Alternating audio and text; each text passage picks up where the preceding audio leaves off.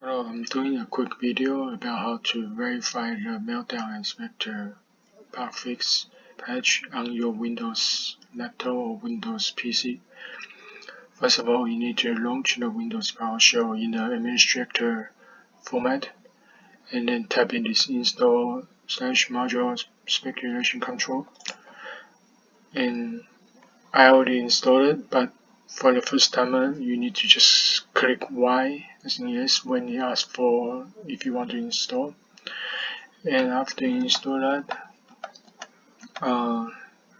you need to run this Get-SpeculationControlSettings to verify. But the first timer, you see that there's some error pop up, which usually means that you don't have the policy settings.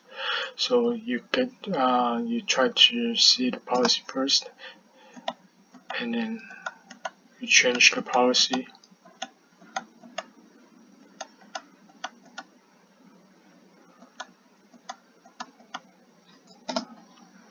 Like that, and then run the speculation control setting again. And then you need to see these two sections here. The first one is the Meltdown, I believe.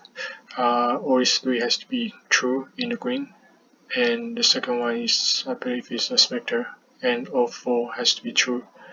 And that's how you verify it. Thank you.